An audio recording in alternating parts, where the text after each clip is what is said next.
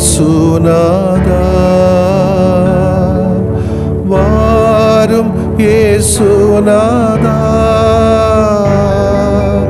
எந்தன் இதயம் தேடிடும் அன்பே நீ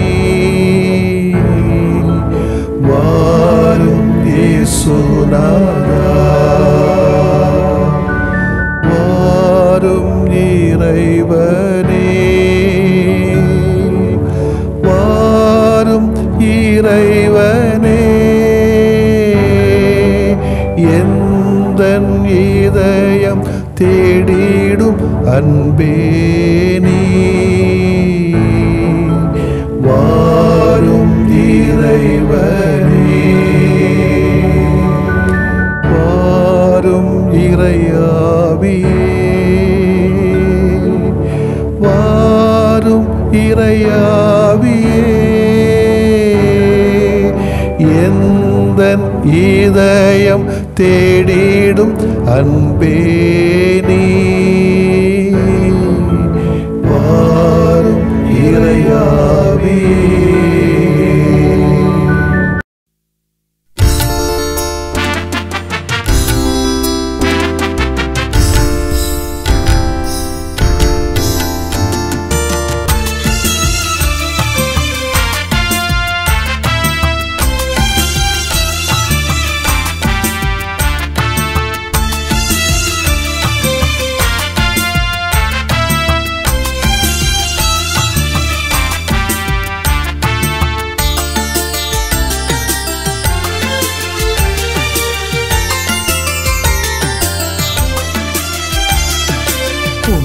உறவு உலகில் மலர இயேசு உயர்த்தார் நன்மை வாழ தம்மை இழந்து இயேசு உயர்த்தார் உண்மை உறவு உலகில் மலர இயேசு உயர்த்தார் நன்மை வாழ தம்மை இழந்து இயேசு உயர்த்தார் அவரது வாழ்க்கையும் லட்சிய பணிகளும் வரலாற்றை திசை திருப்பும் கேள்விகள் அவரை தொடர்ந்திடும் நமது செயல்களும் சமத்துவத்தின் புத்துலகை உருவாக்கும் உண்மை உறவு உலகில் மலர இயேசு உயர்த்தார் நன்மை வாழ தம்மை இழந்து இயேசு உயர்த்தார்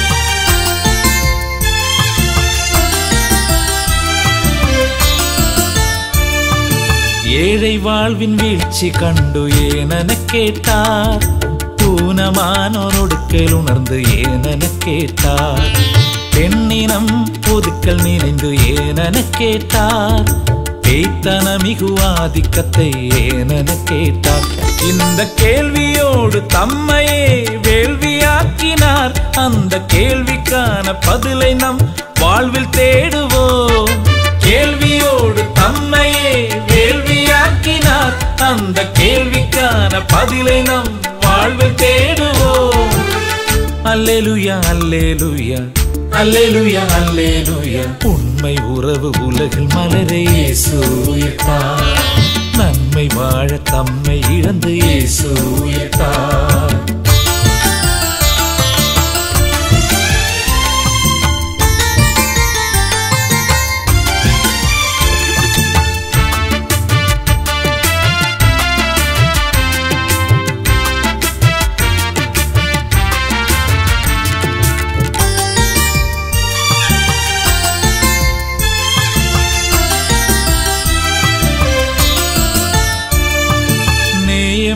சட்டங்களை ஏனென கேட்டார் தேவையற்ற மரபுகளை ஏனென கேட்டார் குலப்பிரிவு குரு உணர்வை ஏனென கேட்டார் குறுகி போன பார்வைகளை ஏனென கேட்டார் இந்த கேள்வியோடு தம்மையே வேள்வியாக்கினார் அந்த கேள்விக்கான பதிலை நம் வாழ்வில் தேடுவோம் கேள்வியோடு தம்மையே வேள்வியாக்கினார் அந்த கேள்விக்கான பதிலை நம்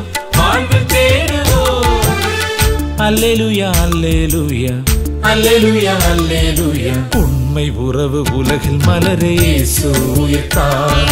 நன்மை வாழ தம்மை இழந்து இயேசு உயிர்த்தார். உண்மை உறவு உலகில் மலரே இயேசு உயிர்த்தார். நன்மை வாழ தம்மை இழந்து இயேசு உயிர்த்தார். அவரது வாழ்க்கையும் லட்சிய பணிகளும் வரலாற்றை திசை திருப்பும் கேள்விகள்.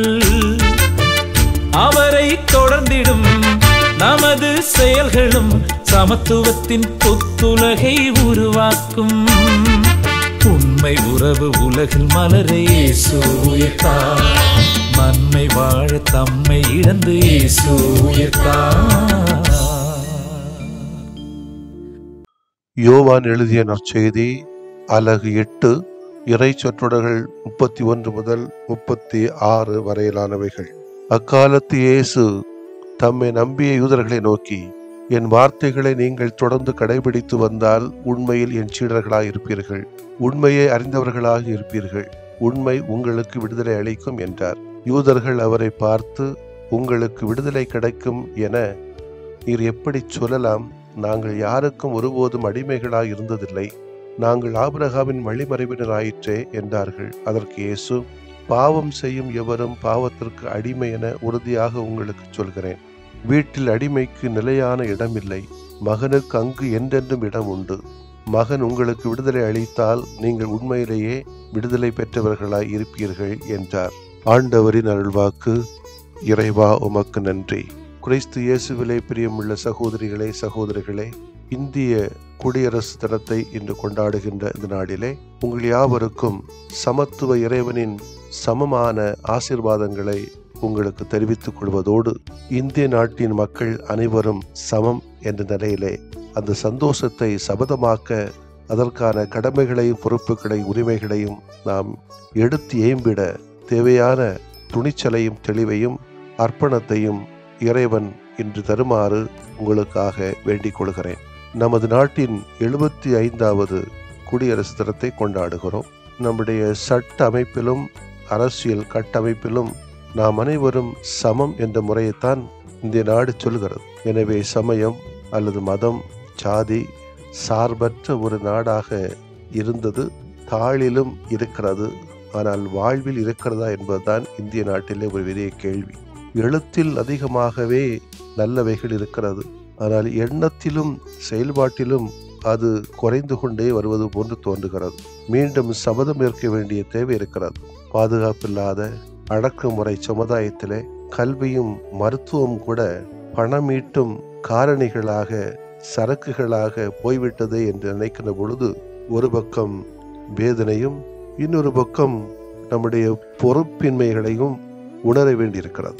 எந்த அளவுக்கு இந்திய நாட்டினுடைய போக்கு இருக்கிறது என்று சொன்னால், ஒரு சில நாட்களுக்கு முன்பதாக ஒரு அறிவிப்பு வந்தது இந்திய நாட்டிலிருந்து, இந்துக்கள் இறந்தால் 3 நாட்கள் அடக்கம் செய்யப்படக்கூடாது என்று. ஒரு ராமர் கோயிலை பிரதிஷ்டை பண்ணுவதற்காக வேண்டி இப்படி ஒரு சட்டம் இந்திய நாட்டிலே தேவையா? அதே போன்று எனக்கு தெரியும், ஒரு பேராலயத்திலே திருவிழா காலத்தில் யாராவது இறந்தார்கள் சொன்னால் ஆலயத்துக்குள்ளே கொண்டு வந்து அவர்களை திருப்பலி நிறைவேற்ற மாட்டார்கள்.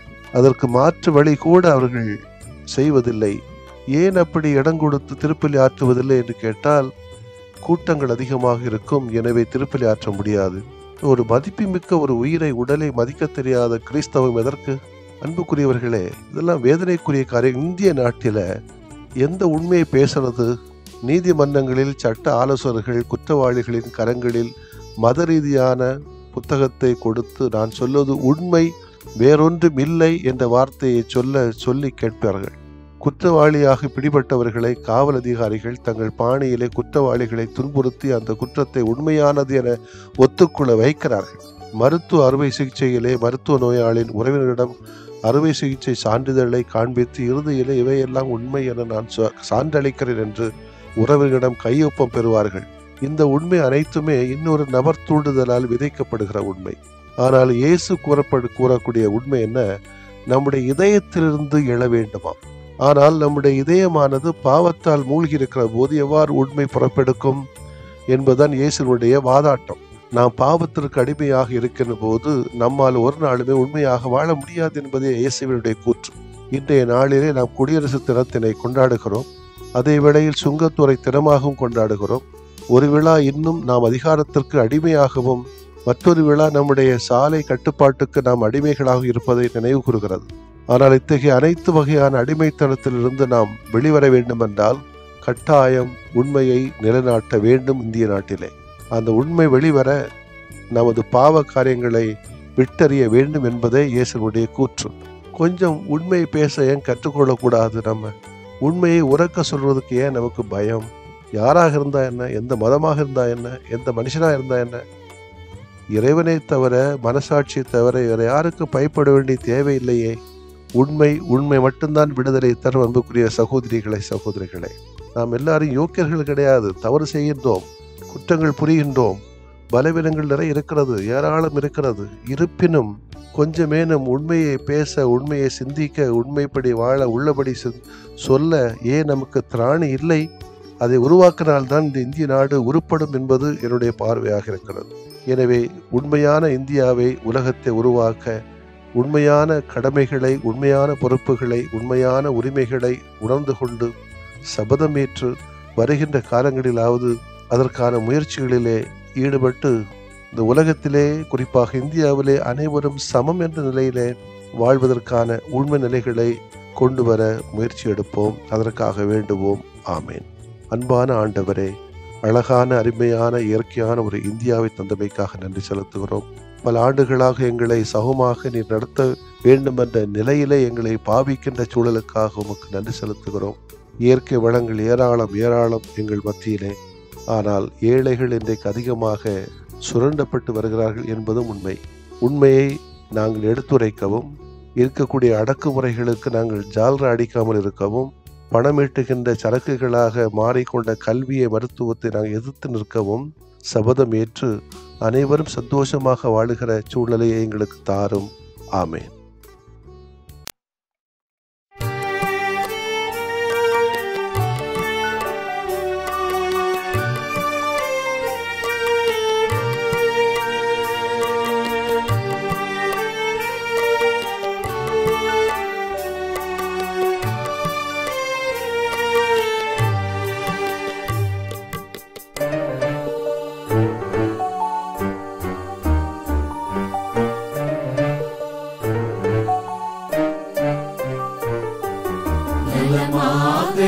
வாழ வரம் தாருமே, எம் நிலை மாற்றி உனில் வாழ நலம் தாருமே.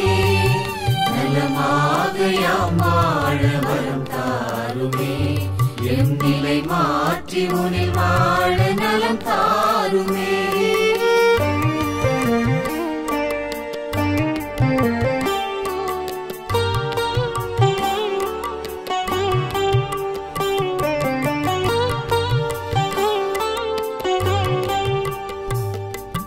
மகிழ்வில்லா மனமென்றால் மனநோயா, அதில் மகிழ்வாக நீ வந்து நலம் தாருமே. நலமாக யாம் வாழ வரம் தாருமே. பொய் கூறும் நாவென்றால் பேய் நோயா, அதில் மெய்யாக நீ வந்து நலம் தாருமே. நலமாக யாம் வாழ வரம் தாருமே, எம் நிலை மாற்றி உனில் வாழ நலம் தாருமே.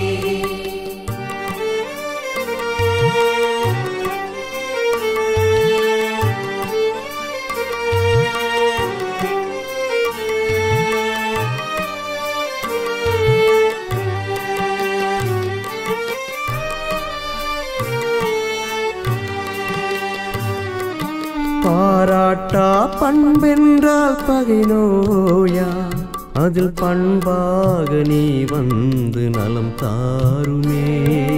நலமாக யாம் வாழ வரம் தாருமே. சினமொன்றே குணமென்றால் சிரம் நோயா, அதில் சிரிப்பாக நீ வந்து நலம் தாருமே. நலமாக யாம் வாழ வரம் தாருமே, எம் நிலை மாற்றி உனில் வாழ நலம் தாருமே.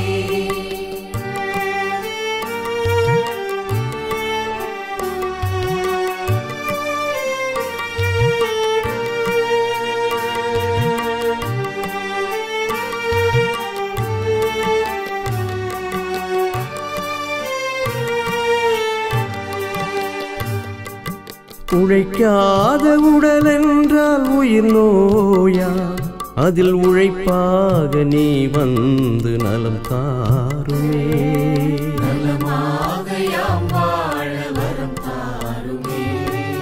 கனியாத உளம் என்றால் கடும் நோயா, அதில் கனிவாக நீ வந்து நலம் தாருமே.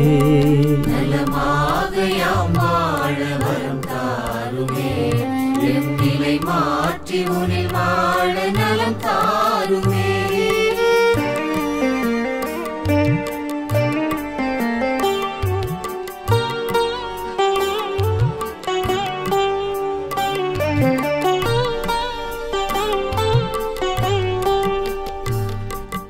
நல்லெண்ணம் இழந்திட்டால் உளநோயா, அதில் நல் உணர்வாய் நீ வந்து நலம் தாருமே.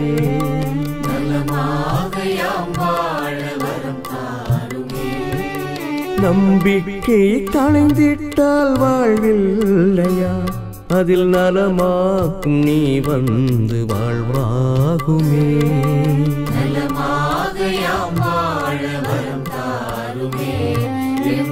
மாற்றி உனில் வாழ நலம் தாருமே.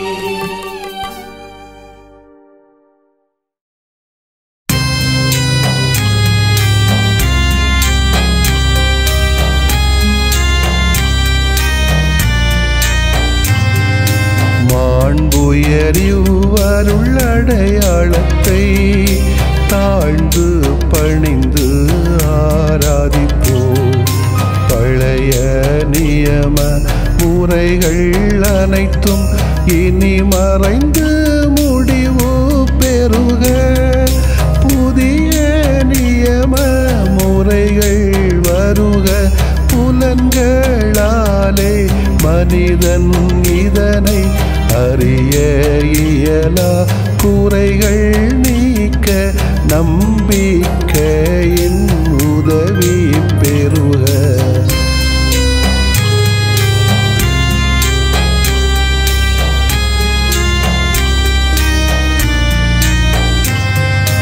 தந்தை அவர்க்கும் மகன் அவர்க்கும் புகழ்ச்சியோடு வெற்றியாக்கும். மீட்பின் பெருமை மாட்சிமையோடு வலிமை வாழ்த்து யாவுமாக. இருவரிடமாய் வருகின்றவராம் தூய ஆவியானவர்க்கும் அளவில்லாத சமப்புகழ்ச்சி என்றுமே உண்டாகுக. ஆமென்.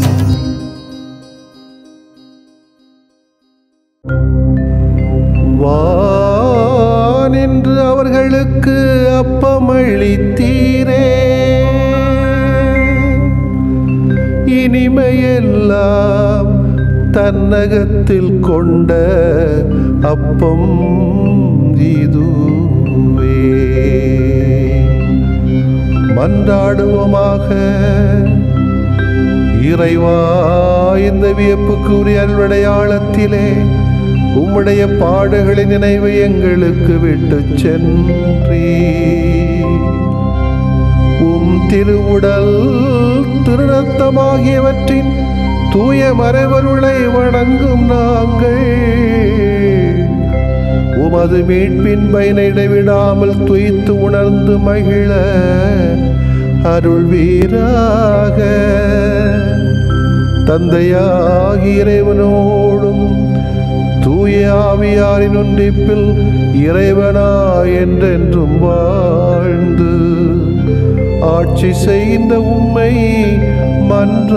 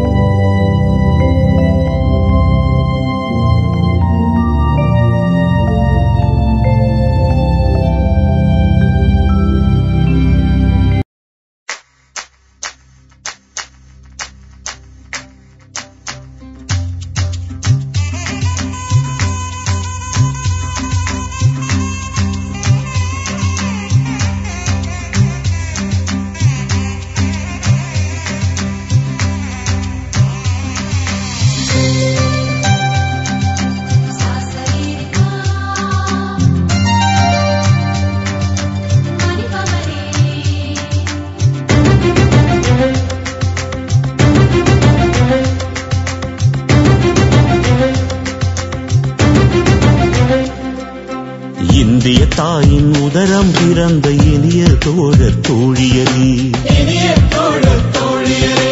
இந்திய தாயின் உதரம் பிறந்த இனிய தோழர் தோழியரே, இதய துடிப்பு இயங்கும் வரையில் இணைந்து வாழ்வோமே, இந்திய தாயின் உதரம் பிறந்த இனிய தோழர் தோழியரே, இனிய தோழர் தோழியரே.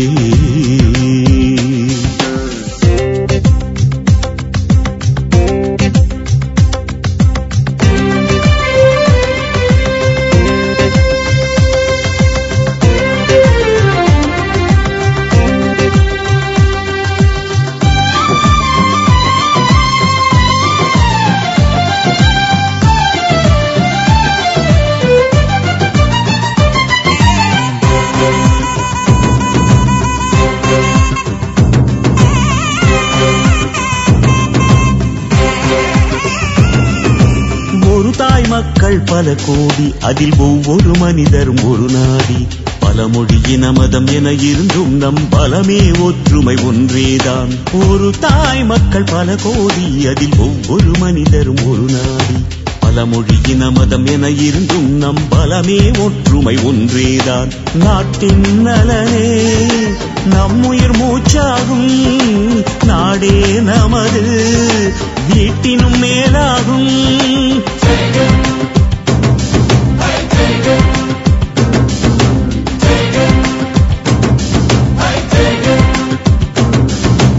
இந்திய தாயின் உதரம் பிறந்த இனிய தோழர் தோழியரே, இனிய தோழர் தோழியரே.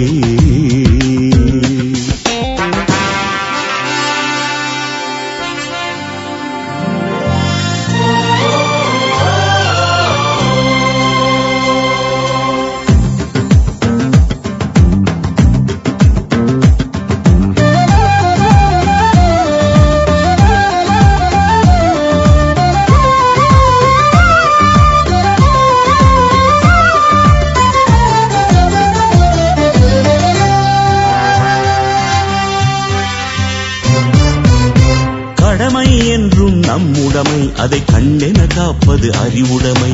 நிலநீர் ஆழ்வளம் நிறைந்திருந்தும் சிலர் நிறைவின்றி வீழ்வது நம் சிறுமை. கடமை என்றும் நம்முடைமை, அதை கண்டென காப்பது அறிவுடைமை. நிலநீர் ஆழ்வளம் நிறைந்திருந்தும் சிலர் நிறைவின்றி வீழ்வது நம் சிறுமை.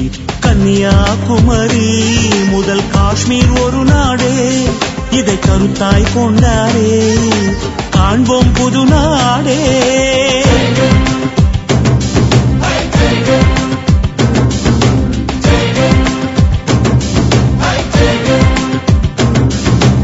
இந்திய தாயின் உதரம் பிறந்த இனிய தோழர் தோழியரே, இந்திய தாயின் உதரம் பிறந்த இனிய தோழர் தோழியரே, இதய துடிப்பு இயங்கும் வரையில் இணைந்து வாழ்வோமே, இணைந்து வாழ்வோமே. இந்திய தாயின் உதரம் பிறந்த இனிய தோழர் தோழியரே, இனிய தோழர் தோழியரே.